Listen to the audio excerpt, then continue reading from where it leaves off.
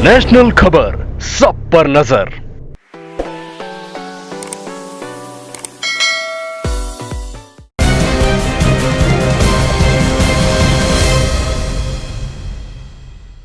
नमस्कार, मैं डॉक्टर राहुल गुप्ता हूं। मैं फोर्टिस हॉस्पिटल नोएडा में न्यूरोसर्जन हूं। आज हम डिस्कस करेंगे हेडेक के बारे में, खासकर माइग्रेन के बारे में। हेडेक दो टाइप के होते हैं। एक होता है प्राइमरी हेडेक, जिसका कोई खास कारण नहीं होता। दूसरा होता है सेकेंडरी हेडेक, जिसके कारण होते हैं, जैसे कोई ब्रेन ट्यूमर है, ब्रेन हेमरेज है, या और कोई कारण जिसकी वजह से ब्रेन के अंदर प्रेशर बढ़ा हुआ है।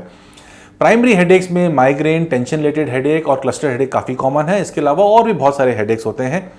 टेंशन हेडेक वो हेडेक होता है जिसमें कि हमारे थकान की वजह से, स्ट्रेस की वजह से सिर दर्द होता है, हम गोली खाते हैं, रेस्ट करते हैं और वो ठीक हो जाता है। कई बार ये जो हेडेक है ये थ्रॉबिंग होता है। थ्रॉबिंग मतलब चपके मारते हैं, ऐसा ऐसा लगता है जैसे ब्लड वेसल बढ़ रही है, छोटी हो रही है, कभी कुछ हो रहा है। तो ये माइग्रेन टाइप का हेडेक हो सकता है।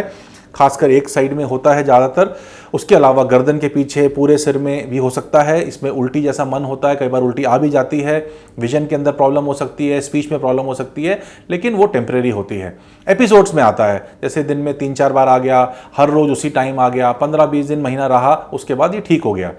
ये माइग्रेन टाइप का हेडेक है, जो कि एक डायग्नोसिस ऑफ एक्सक्लूजन है।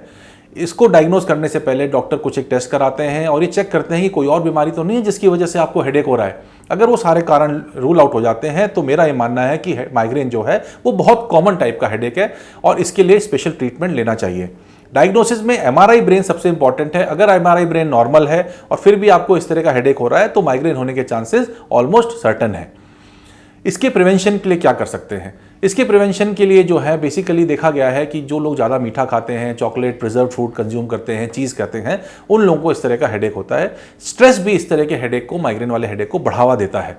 तो हम अगर स्ट्रेस को कम करेंगे, रेगुलर एक्सरसाइज करेंगे, अच्छी रात को नींद लेंगे, अपना पौष्टिक आहार लेंगे, तो हो सकता है हमारा माइग्रेन वाला अटैक भी जो है वो कम हो जाए।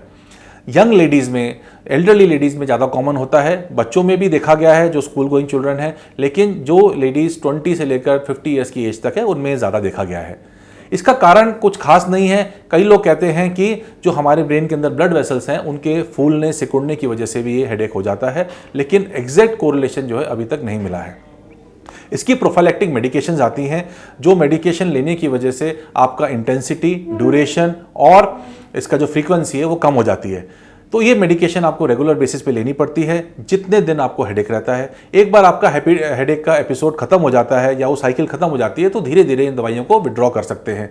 कुछ मेडिसिन ऐसी आती हैं जो कि एक्यूट अटैक को अवॉइड करने के लिए होती हैं। इन प्रोफाइलैक्टिक मेडिसिन लेने के बावजूद भी अगर आपको बीच बीच में तेज सिर दर्द होता है तो उस केस में वो मेडिसिन आपको लेनी होती है, जो कि हेडेक स्टार्ट होने के टाइम पर लेनी होती है, ताकि वो हेडेक तीव्र ना हो और वहीं पर दब जाए।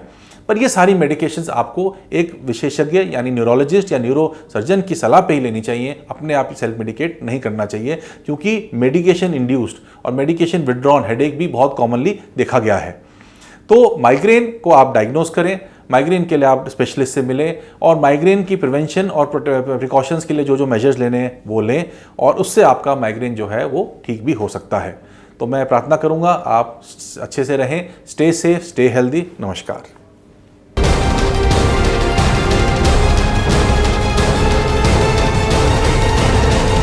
नेशनल खबर, सब पर नजर।